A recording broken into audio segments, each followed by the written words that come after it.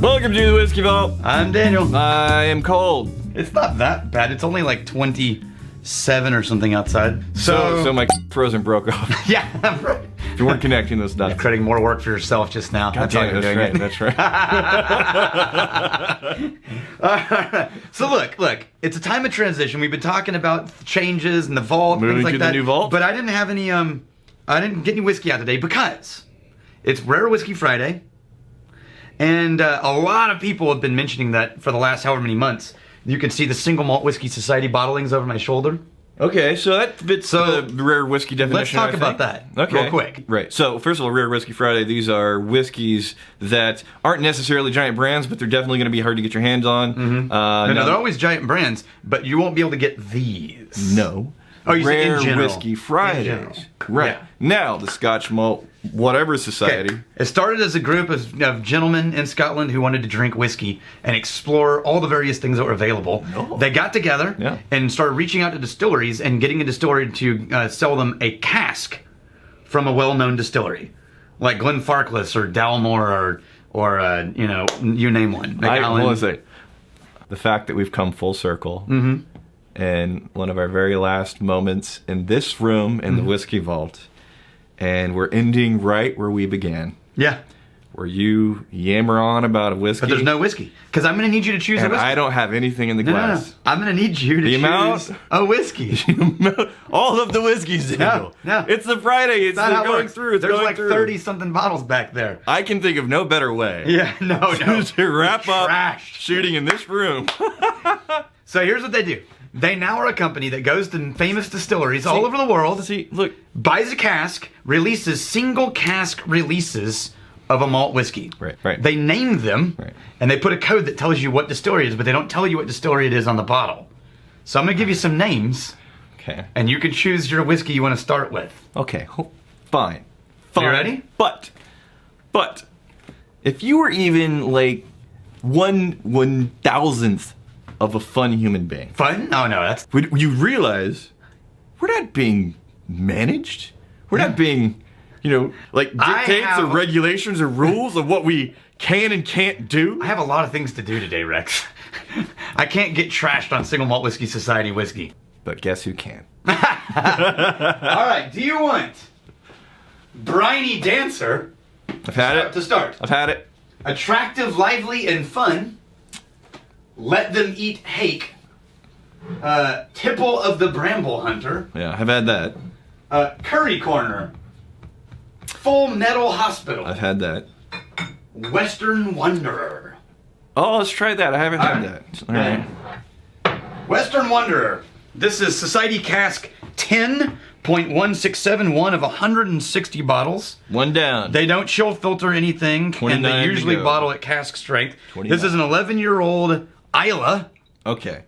Ex-refill bourbon, an ex-bourbon cask. 59.5% on that. Mm-hmm. That is up there. Woo, boy, yeah.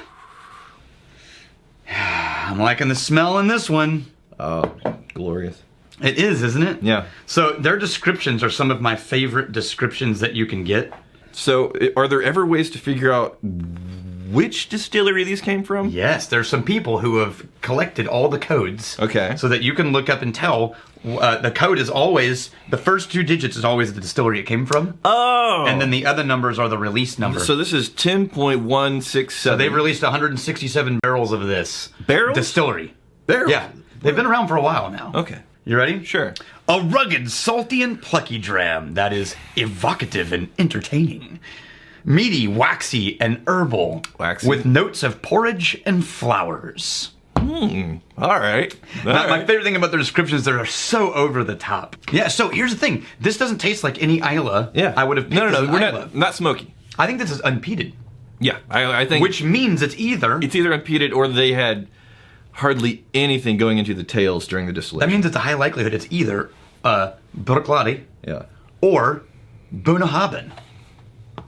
I'm thinking this is an 11-year-old Bunnahabhain. At some point, I'm going to have all these cask numbers memorized, and I won't be fun anymore because I can't guess.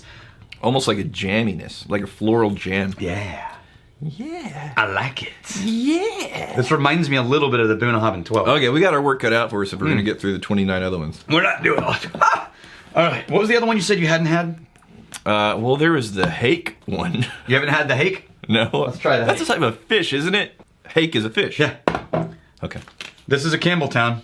How is it that I'm finishing it and you're not? Because I'm pacing myself for the 28 additional whiskeys. Not happening. Wow. Oh. 8-year-old Campbelltown. Probably. It's like seaside marmalade. Woo! Seaside marmalade, man. Weird dog. Oh, there's no description on this one. I like the hell out of this. What? And then I want to know what their tasting notes are on this one. This is Maybe we can like, look it up. This is almost an American smoke. Yeah, it's funky and strong. Yeah.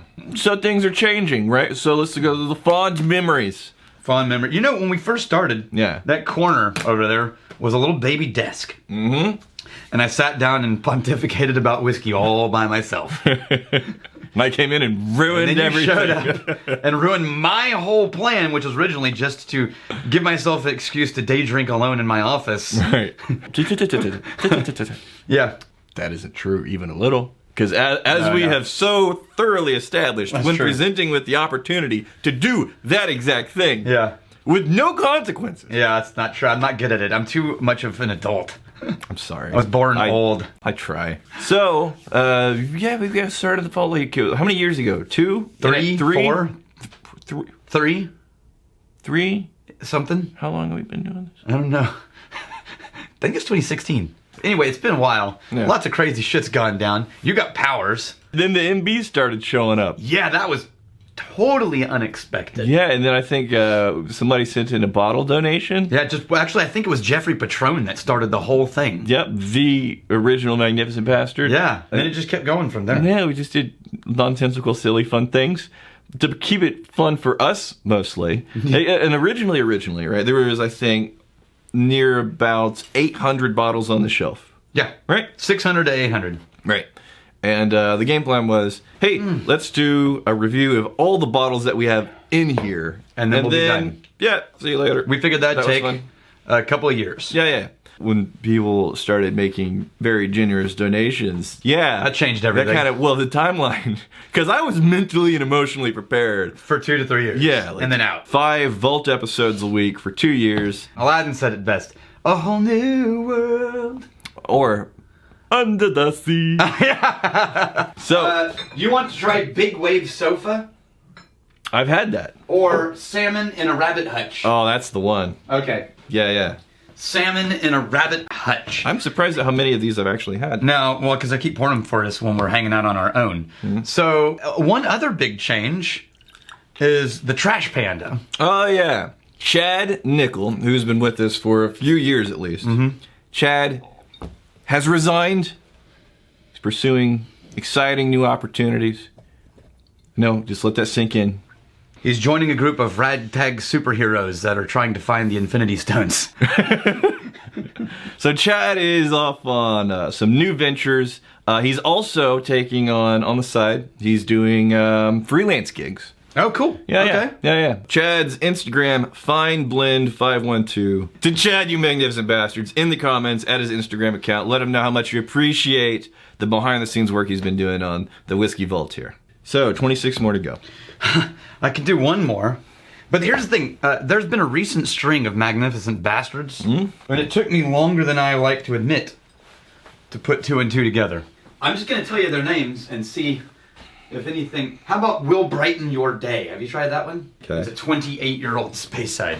Recently, kind of scattered across Fridays and donation days and things like that, Right. we had a group of Tom Baker, John Pertwee, William Hartnell, Patrick Troughton, Peter Davison, Colin Baker, Sylvester McCoy, Paul McGann, Christopher Eccleston. It was Eccleston that really caught my ear and made me realize... So this is the guy that did Doctor Who? Yes, these are all Doctor Who people. People who played Doctor Who. Been donating whiskey to the vault. So maybe Time Lords like whiskey.